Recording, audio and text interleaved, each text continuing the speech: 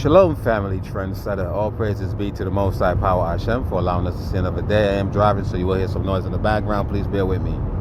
Now, viewer discretion is advised. If you are a sensitive listener and you're sensitive to vulgarity or certain issues, you may not want to watch this video. If you have small children around you, you may not want to have them hear this video because I'm going in on this video. Now, family, I've been doing some research in regards to slavery. And I found out that a lot of our people, believe it or not, sided with the oppressor. It was so crazy that Harriet Tubman, when she would try to free some of these slaves, they would say they're not going with her. She would literally murder them. And the reason why I'm talking so fast is because I have to try to get this video done because I don't have that much space on this dumbass phone. But anyway, fast forward to today, right? You see a lot of our black people, so-called black people, talking about they're going to vote for Trump. And I'm saying to myself, okay, what have Trump done for any of y'all? Now, I do understand that, yes, he have done a lot more than even so-called President Obama and shit have done for black people, because under his administration, he actually, passed some law. I forgot the terminology that they use, where I think something justice, what is it called? Something another justice, but it has to do with black people, right?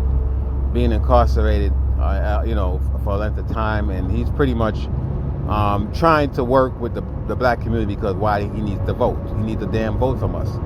So you have these stupid motherfuckers, dumbass Christians, talking about black Christians that is, they're gonna vote for Donald Trump because he have done more for black people. And yes, to a degree, in some cases he has.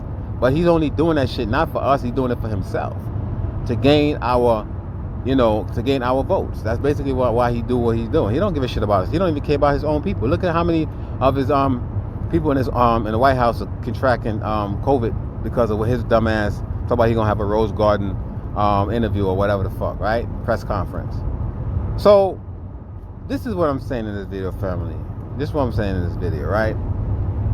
All these race traitors that we have amongst us in our community, all these collaborators, we have to get rid of them. And I'm not saying to go and kill them and shit. I'm talking about we need to, once you find out you have a collaborator in your motherfucking neighborhood, you need to just excommunicate. You need to get them out of there.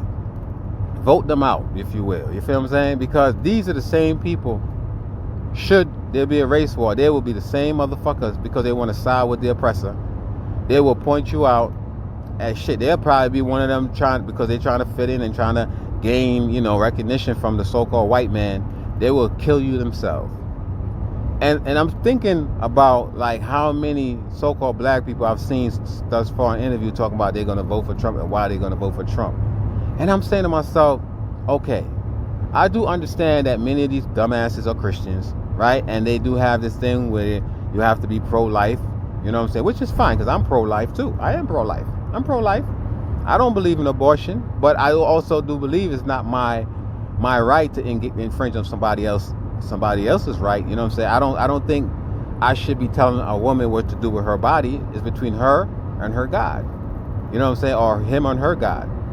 So I don't believe that the government have any motherfucking right to tell a woman what she should do as far as pregnancy go. And a lot of them might say, well, how are you pro-life if you're talking like that? Because pro-life for me means that I wouldn't do it anymore. I've done it in the past. I wouldn't do it anymore. I wouldn't sanction the shit. I wouldn't co-sign to the shit anymore. So that's pro-life for me. The fuck? I'm talking about me. I ain't talking about you. You know what I'm saying? So a lot of these dumbass black Christians, because they're, believe in pro-life and they have to vote for Donald Trump. For what reason? I don't know. Now I can understand if it was another Republican, individual running for presidency, right? Because there's quite a few Republican that I see myself voting for. There's quite a few Democrat I see myself voting for. If I was to vote, but I wouldn't vote because I'm not voting for no motherfucker from another nation over me. I ain't voting for no white man to come and pass laws or continue to push laws that's going to oppress me and my people. Hell no, I'm not doing this shit. Even if it's a black man, right? He's still in the political arena. He's still going to be a puppet. I'm not voting for him either. But I do see some reasonable people, both on the Republican and the Democratic side, that I would have, if I had that dumbass mindset to go vote for a motherfucker, I would vote for. But I don't see Donald Trump or Biden being one of them, right? Biden to me is very creepy. I want to say something else about him, but I'm not, because I don't want him to say, oh, conspiracy theory and flag the shit. So he's very creepy. Let's just put it this way. Creepy Joe Biden. That name fits him perfectly. Because I've seen him do some shit on stage with kids, smelling their hair and shit, right? You know, touching them. The kids are very uncomfortable. They're cringing and shit when he's touching them. To me, that's not normal. I don't give a fuck how much affectionate you are. You ain't supposed to be touching on kids, little girls like that. You ain't supposed to be doing this shit. He's creepy. And Donald Trump, that fucking mutant, to me, I don't even know where he came from. Because when you look at, well, actually, I do know where he comes from. Look at his mother and shit, right? But this dude, man, he to me, he have no regards for anybody, not even white people. This man don't care nothing about it, nobody but himself, right? He cares about him, his brand, and his kids. That's about it. I don't even think he cares about his wife. You feel what I'm saying? But yesterday, you got these dumbass collaborators, these race traitors. A lot of them, I'm sure, probably have a white woman for a spouse, or probably, you know what I'm saying, a spouse or a girlfriend. So they feel they got to vote, you know, Republican. And this is one of the reasons why the Most High do not want us to mix with other nations, want us to stay with each other in Yasharal. Because if you go outside of your motherfucking tribe, dumbass niggas, we are the 12th tribe of Israel. Only black people deal with tribe. We are the children of Israel. If you go outside of your race, your tribe, and go with another, you're going to have a tendency to follow after them, after their God. That's why a lot of you dumb, stupid-ass black Christians following after Jesus Christ, a fucking Greek God that was created by the Romans and shit, right? To worship, because they don't have a God. They really don't. Their God is actually Satan, Satan. They're the serpent seed. That's who they pray to in every fucking Sunday in churches. Y'all don't understand that shit. That's why, I went to church the other day to bury my nephew and shit. But, and to me, it was just for me, I was in a motherfucking paganistic environment, talking about Jesus Christ came. And the funny thing, it was a woman pastor. I don't got nothing against, women preaching the word and teaching the word, because I know in the New Testament it says women are supposed to preach and teach. That's bullshit. That's a lie. Because in the Old Testament, you had women that was actually prophesying. So I don't get that shit. And I rock with the Old Testament. Fuck the New Testament. You know what I'm saying? But this woman was talking about Jesus Christ, and you have to, what she was saying, you have to give your life to Jesus. Now think about that word, give your life to Jesus. When you give your life to someone, that means your life is going to be taken. I ain't giving my life to no motherfucker that I've never seen, no entity called Jesus the Christ. I'm not doing that shit. I'm not picking up my cross and follow Jesus Christ either, because every time you pick up your cross, you meet death. You know what I'm saying? Give your life to Jesus. Surrender your life to Jesus. Just think about your shit. That's witchcraft. Stupid ass black fucking Christian. That's witchcraft. Surrender your life. Give your life. When you give your life, it's almost like you sell your soul to the fucking devil. The so-called white man, right? Because that's who the devil is. Nobody ever seen the devil. The devil is right before us every day. And you sign your name on that fucking contract saying that, okay, this is what you agree to. A lot of times you don't read the fine print. You're signing your soul over. And a lot of these damn celebrities and entertainers, that's why they look so miserable. You ever notice a lot of times they look very miserable, because they don't have a soul anymore. They don't sign this shit over to the so-called fucking white man for riches. So you go to church and they're going to tell you, give your life to Jesus. For what? Who the fuck is Jesus, nigga? I don't know who he is. I'm not doing it. I'm not giving my life to no Jesus. Matter of fact, I ain't giving my life to nobody. If the Most High gave me life, the life that he gave me is to live, not to die, dummies. Not to die. I'm not even giving my life to God. I am not. When he ready to take the shit, he could take it, but I'm not giving it to God. You know what I'm saying? Why would I give something that was given to me to live out? Does that make sense? Give your life to Christ. Get the fuck out. You do that shit, not me. I'm not doing it. Hell no. It's witchcraft. The only way you can be saved, you have to accept Jesus as your personal savior.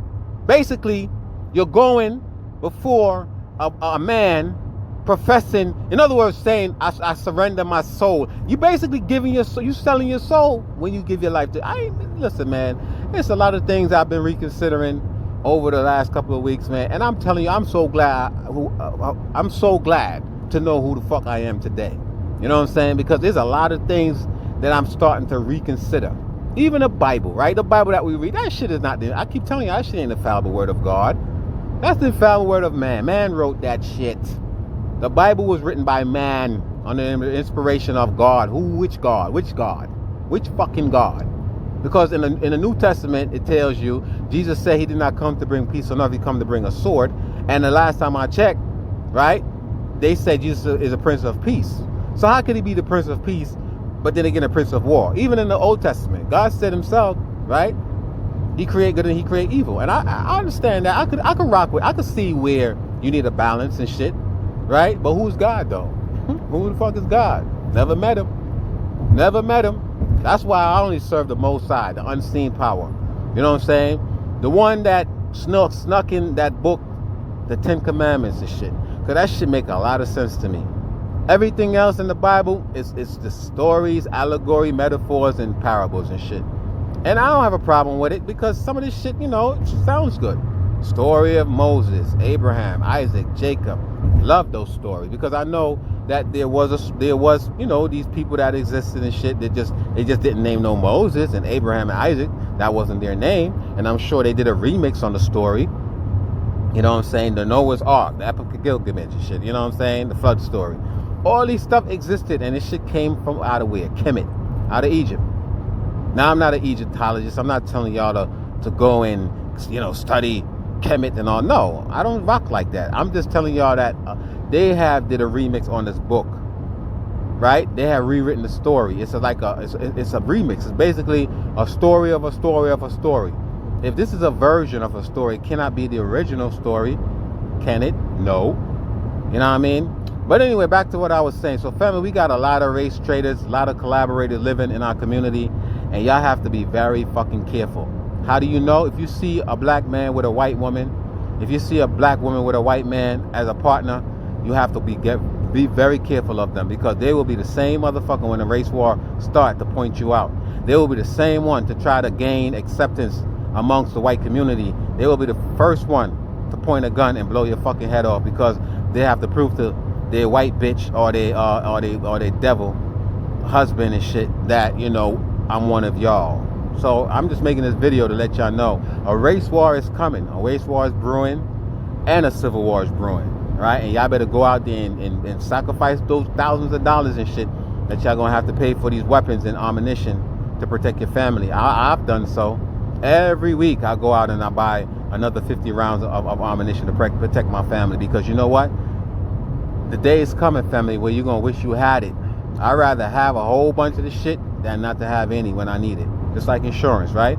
You rather have insurance in case you need it than not to have it when you need it. You know what I mean? Something like that. But I just wanted to talk to y'all about this shit. Let me know what y'all think in the comment section. With that, I say shalom.